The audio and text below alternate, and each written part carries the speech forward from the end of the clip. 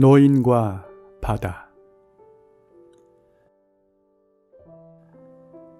1954년에 노벨 문학상을 받은 해밍웨이의 노인과 바다는 이러한 문장으로 시작합니다. 그는 멕시코 만류에서 조각배를 타고 홀로 고기잡이하는 노인이었다. 해밍웨이는 이 첫 문장을 무려 200번이나 고친 후에 썼다고 합니다. 이 문장은 극한의 대비를 통해 노인과 바다의 싸움이 어떠할지를 보여줍니다. 거대한 힘의 상징인 멕시코 만류라는 바다와 작고 연약한 것의 상징인 조각배, 홀로, 노인이라는 단어를 통해서입니다.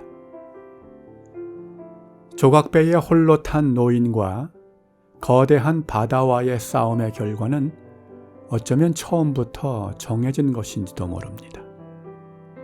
84일 동안 한 마리의 물고기도 잡지 못했다라는 사실이 그것을 뒷받침합니다. 산티아고 노인은 평소에 잠을 잘 때면 늘 아프리카의 사자 꿈을 꿉니다.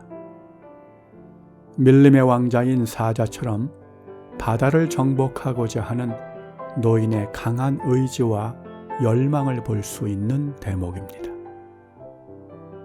산티아고 노인은 여느 날처럼 사자 꿈을 꾼 후에 다시금 고기잡이를 나섭니다.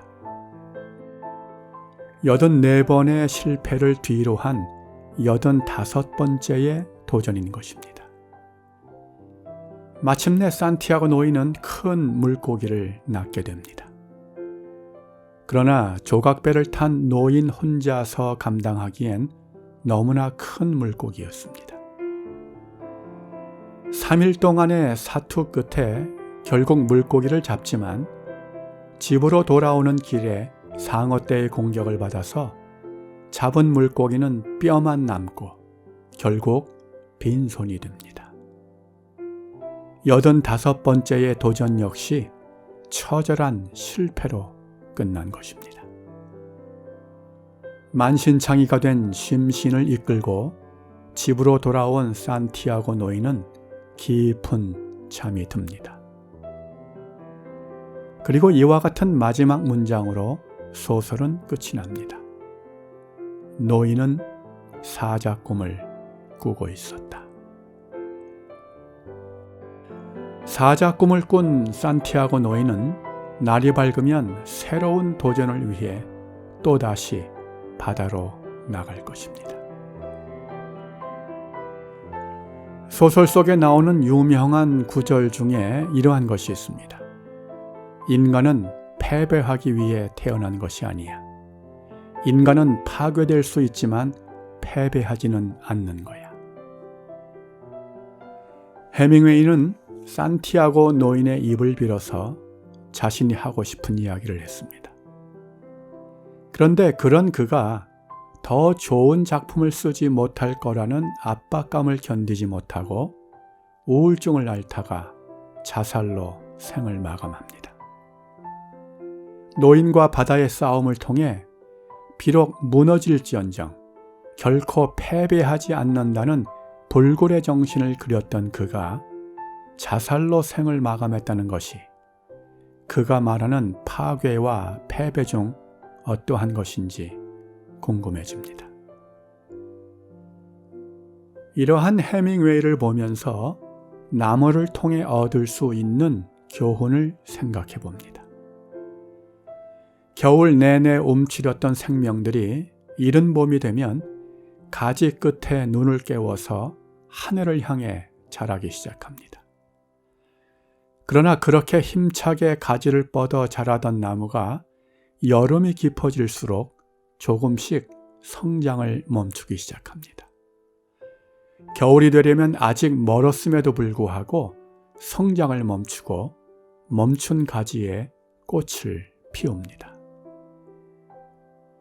여름에 가지에 꽃이 피었다라는 것은 나무의 성장이 멈췄다는 증거가 되는 것입니다.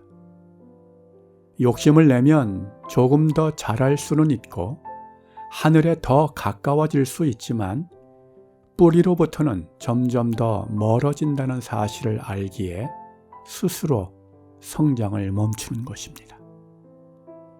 이와 같이 나무는 스스로 멈춰야 할 때를 알고 있습니다. 그리고 그것이 또한 새로운 성장을 위한 시작임을 알고 있는 것이죠. 나무로부터 얻을 수 있는 또 다른 교훈이 있습니다. 사람들은 언제나 제자리를 지키며 변함없이 묵묵히 살아가는 나무를 보며 감동을 받습니다. 그러나 우리가 보는 나무는 1년 전의 그 나무가 아닙니다. 생명을 이루는 기본 단위를 세포라고 할 때 나무를 이루는 세포 중 1년 이상 된 것은 극히 드뭅니다. 나무는 해마다 새로운 잎을 만들고 떨어뜨립니다. 성장을 위해 끊임없이 새 눈을 만들고 쓸데없는 곁가지들을 과감히 떨굽니다. 변하지 않는 것처럼 보이지만 나무는 늘 새롭게 변하고 있는 것입니다. 그렇게 함으로써 나무는 해마다 다시 태어나는 것이죠. 그래서 같은 나무라도 결코 같은 나무일 수가 없는 것입니다. 비록 같아 보일지라도 실은 어제와 다른 모습으로 오늘을 살아가는 것이 바로 나무인 것입니다. 요즘은 코로나로 인해서 마치 고장난 시계처럼 삶이 멈춰진 느낌이 들기도 하고요. 또한 용기 내어 무엇을 시도한다는 것이 무모한 노인과 바다의 싸움처럼 생각되기도 합니다. 어느 시인은 이렇게 말했습니다. 견딤이 쓰임을 결정한다. 그런데 앞에서 살펴본 대로 나무의 견딤은 결코 어쩔 수 없어 참아내는 굴욕적인 것이 아니라는 것입니다. 더욱더 가혹한 시련과 역경을 대비해서 힘을 비축하기도 하고 환경의 변화와 외부의 공격을 대비해서 가능한 모든 수단을 발휘하며 적극적으로 버텨내는 것입니다. 그 견딤과 버팀의 시간들은 곧 새로운 시작과 성장을 위한 준비의 시간인 것입니다. 견디고 버텨야 하는 시간들이 이어지고 있습니다. 어떻게 견디고 버티느냐가 앞으로 어떻게 쓰여질 것인가를 결정한다는 사실을 기억했으면 좋겠습니다. 산티아고 노인처럼 비록 실패 속에 잠들어도 사자 꿈을 꿀 수 있는 꿈과 용기와 믿음의 사람들이 되어지기를 간절히 소망합니다.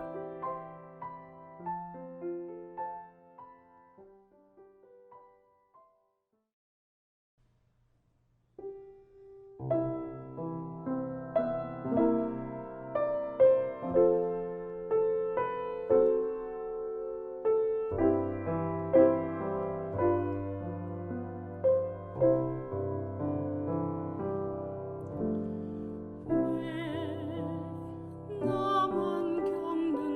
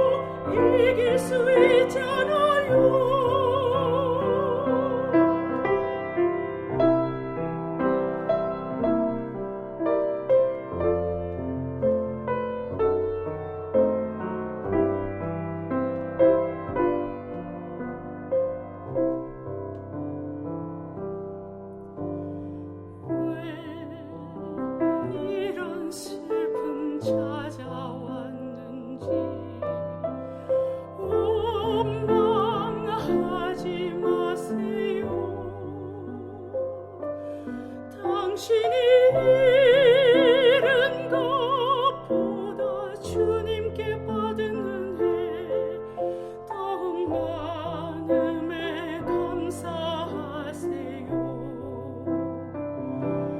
너무 견디기 힘든 지금 이 순간에도 주님이